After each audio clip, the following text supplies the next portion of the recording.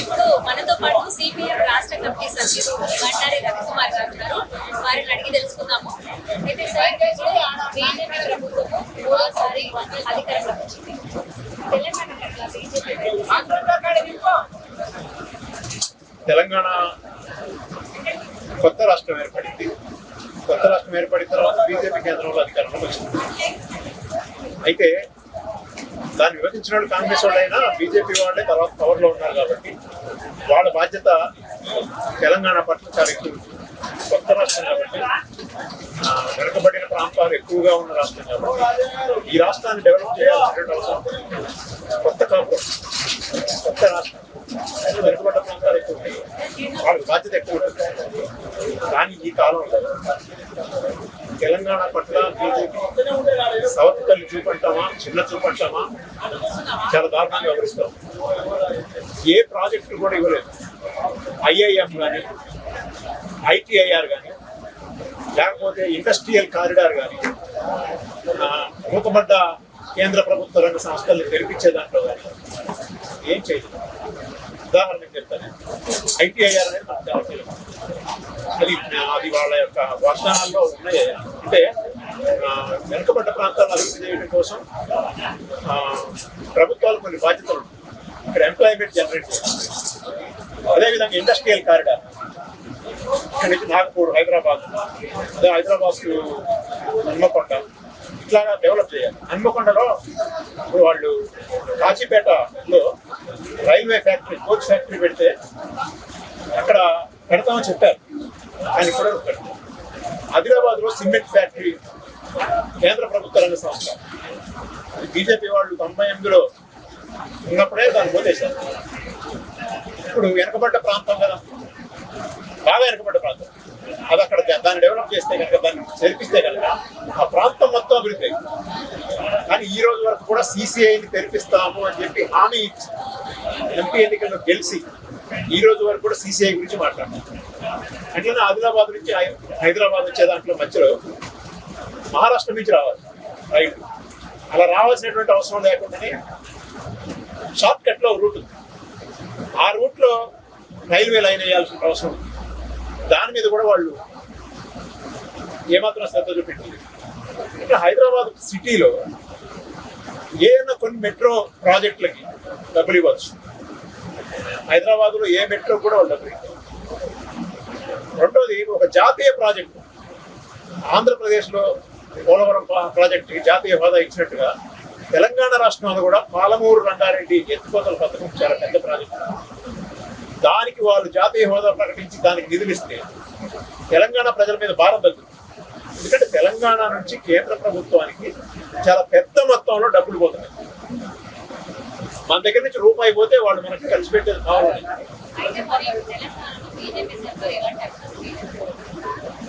వాళ్ళు చేసామని చెప్పుకోవడానికి ఏం లేదు. రైల్వే కోచ్ ఫ్యాక్టరీలు, రైల్వే లైన్స్, అదేవిధంగా మూతపడ్డ పరిశ్రమలు తెరిపించడం, హైదరాబాద్లో ఉపాధి పెరిగేటువంటి అవకాశాలు, పెద్ద పెద్ద ఇన్స్టిట్యూట్స్, ఐఐఎం లాంటి ఇన్స్టిట్యూట్స్, ఐటీఐఆర్ లాంటి ఏమి రాలేదు. కాబట్టి వాళ్ళకి తెలంగాణ మీద ఎటువంటి బాధ్యత ఫీల్ కావడం. కాకపోతే ఏంటంటే తెలంగాణ వాళ్ళ ఓట్లు కావాలి. తెలంగాణలో వచ్చి మత చిచ్చు పెడతారు, మతం పేరు మీద రెచ్చగొడతారు, భావోద్వేగాలు రెచ్చగొడతారు. వీళ్ళు హిందూ ముస్లిం అని కొట్టుకోవాలి. వీళ్ళు కొట్టుకుంటే వాళ్ళకి మెజారిటీ మతం సంబంధించిన ఓట్లు వేసుకోవాలి. అంటే వీళ్ళు ఎప్పుడు కూడా మత చిచ్చులో కూరుకుపోయి కొట్టుకుంటా ఉంటే ఇంకా వాళ్ళు ఏం అడగరు. ఫ్యాక్టరీ కావాలా, ఉద్యోగాలు కావాలా, కేంద్ర ప్రభుత్వం సహాయం కావాలని వాళ్ళు ఏం అడగరు. కాబట్టి ఇక్కడికి వస్తున్నారు, ఇక్కడ మత చిచ్చు పెడుతున్నారు. లేక హిందూ ముస్లిము, లేదా మందిరం మసీదు, ఈ గొడవలే తప్ప ఈ రాష్ట్రానికి ఏం కావాలనే దాని మీద వాళ్ళు ఏ ఒక్కటి కూడా మనకు చేయట్లేదు. కనీసం పాలమూరు రంగారెడ్డికి జాతీయ హోదా ఏమనంటే ఎందుకు ఇయ్యరు? మహబూబ్ నగర్లో వాళ్ళ ఎంపీ కూడా వాళ్ళే గెలిచారు కదా, ఎందుకు ఇయ్యరు?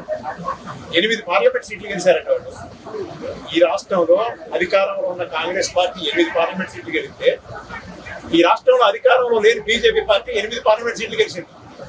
అంటే ఇక్కడున్న ప్రజల యొక్క ఆదరణను మాత్రం వాళ్ళు తీసుకుంటున్నారు, కానీ ప్రజల పట్ల ప్రేమ చూపించట్లేదు. అంటే ప్రేమ బీజేపీ పట్ల తెలంగాణ ప్రజల ప్రేమ చూపించాలి, కానీ తెలంగాణ ప్రజల పట్ల బీజేపీ మాత్రం ప్రేమ చూపించాలి.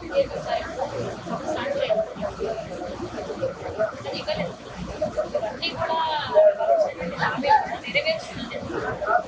ఇప్పుడు వాళ్ళు ఇచ్చిన హామీలన్నీ కనుక నేషనల్ లెవెల్లో కనుక అమలు చేసి ఉంటే మన తెలంగాణ కూడా అందులో వాటా వస్తుంది.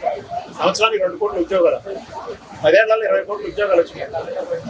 తెలంగాణలో కూడా 40-50 లక్షల ఉద్యోగాలు వస్తాయి కదా, వచ్చినాయా? తెలంగాణలో బీజేపీ ప్రభుత్వం యువతకు ఇచ్చిన ఉద్యోగాలు ఎన్ని చెప్పమనండి. కేంద్ర ప్రభుత్వం వల్ల ఈ రాష్ట్రంలో ఏమైనా ఉద్యోగాలు వచ్చినాయా? వాళ్ళు ఎవరైనా ప్రెస్ మీట్ పెట్టి చెప్పాలండి. రెండోది, తెలంగాణకి నష్టం చేసే పనులు చేస్తున్నారు. తెలంగాణకి విద్యుత్ అనేది చాలా ముఖ్యమైనది. విద్యుత్ తెలంగాణ పద్ధతులు, ఎందుకంటే వ్యవసాయం అంతా ఉన్నారు కదా, అవసరం కదా. అది లేదు. ఇవాళ ఏంటంటే విద్యుత్ ప్రైవేట్ పరం చేస్తా ఉంటారు. విద్యుత్తును ప్రైవేట్ పరం చేస్తే రైతాంగానికి ఉచిత విద్యుత్తు సాధ్యం అవుతుందా? ప్రైవేట్ వాడు విద్యుత్తు రైతాంగానికి ఇస్తాడా? కిషన్ రెడ్డి గారిని కానీ, బండి సంజయ్ గారిని కానీ, రఘునందన్ రావు కానీ నేను చెప్పానండి, ఏం కాదు, ప్రైవేట్ పరం మేము చేస్తాం, చేసినా కూడా విద్యుత్ ఛార్జీలు పెరగవు, వ్యవసాయ రంగానికి ఏమి ఇబ్బంది రాదు అని చెప్పమనండి. చెప్పట్లేదు. కానీ ప్రైవేటీకరణ మీద వాళ్ళు చూపిస్తున్నారు. బొగ్గు కూడా అంతే. ఆంధ్రాలో బొగ్గు లేదు, తెలంగాణలో ఉంది బొగ్గు. ఈ బొగ్గు అనేది అందరికీ అవసరం. బొగ్గు వల్ల విద్యుత్ కూడా ఉత్పత్తి అవుతుంది కదా. బొగ్గు బ్లాకులన్నీ, తెలంగాణలో ఉన్న బొగ్గు బ్లాకులన్నీ కేంద్ర ప్రభుత్వం అమ్ముకుంటుంది, వేలంపాట వేసుకుంటుంది. కాబట్టి బీజేపీ మనకి ఏం చేయలేదనేది ఒక భాగం అయితే, మన దగ్గర ఉన్న నోటి దగ్గర కూడు లాక్కుంటుంది. విద్యుత్ ప్రైవేటీకరణ అయితే మన ఆటలు సాగులు కావాలి. బొగ్గు ప్రైవేటు పరం అయితే మన సింగరేణి మూతపడుతుంది. సింగరేణి మూతపడితే ఆ ప్రాంతాలన్నీ బెల్లంపల్లి, మంచిర్యాల, మందమర్రి దగ్గర నుంచి మొదలుపెట్టి అసిఫాబాద్ వరకు, ఇటు భూపాలపల్లి దగ్గర నుంచి మణుగూరు, కొత్తగూడెం, ఇల్లెందు, సత్తుపల్లి వరకు ఈ ప్రాంతాలన్నీ కూడా ఎడారిలా అయిపోతాయి. సింగరేణి రాబట్టి అక్కడ అభివృద్ధి జరిగింది. సింగరేణి వల్లనే అక్కడ విద్యుత్ ప్రాజెక్టులు వచ్చినాయి. విద్యుత్ ప్రాజెక్టులు రావడం వల్ల అక్కడ ఉపాధి వచ్చింది. ఆ పట్టణాలన్నీ అభివృద్ధి అయ్యాయి. మరి రేపొద్దున ఈ మూత పడితే, ఇక సింగరేణి మూత పడితే భవిష్యత్తు ఉందా? కాబట్టి ఈ రకంగా అన్నింటినీ దెబ్బ కొడుతున్నారు. మరి దీనికి సంబంధించి తెలంగాణలో మొత్తం మీరు ఏమంటున్నారంటే రాబోతుంది ఈ మన బీజేపీ సర్కార్ నుంచి ప్రమాదం రాబోతున్నారు. మరి ఈ ప్రమాదాన్ని ఎలా ఎదుర్కొంటారు?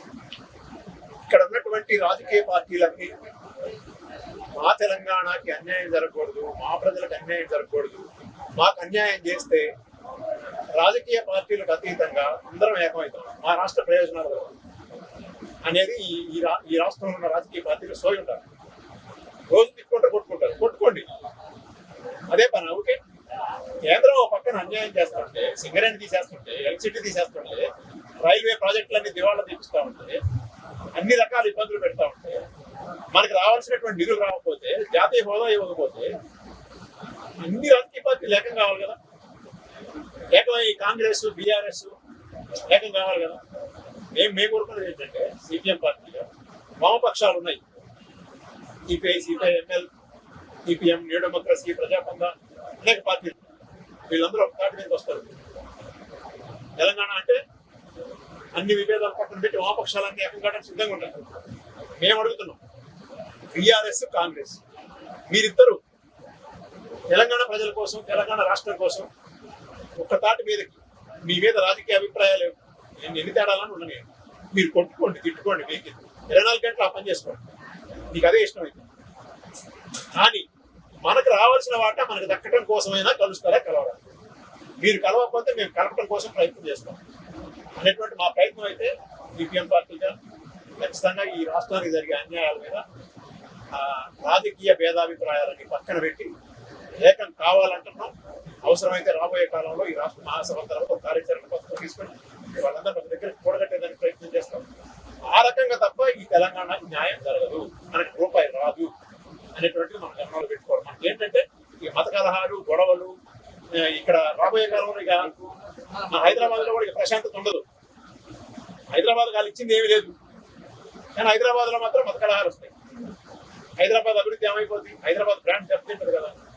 కాబట్టి ఈ తెలంగాణలో మత సామరస్యం వర్ధిల్లాలంటే, ఈ తెలంగాణ ప్రజలందరిది గంగా, జమున, తెహజీబ్ ఆ సంస్కృతి అది వర్ధిల్లాలంటే, ఇక్కడ అందరూ అన్నదమ్ముల్లాగా ఉండాలంటే, ఇక్కడ మత కలహాలు గొడవలు లేకుండా ఉండాలంటే, శాంతి భద్రత సమస్య రాకుండా ఉండాలంటే బీజేపీని ఈ రాష్ట్ర ప్రజలు దూరంగా పెట్టాలి. బీజేపీనే కాదు, ముస్లిం లీగ్, ఎంఐఎం వాళ్ళేం తక్కువ కాదు.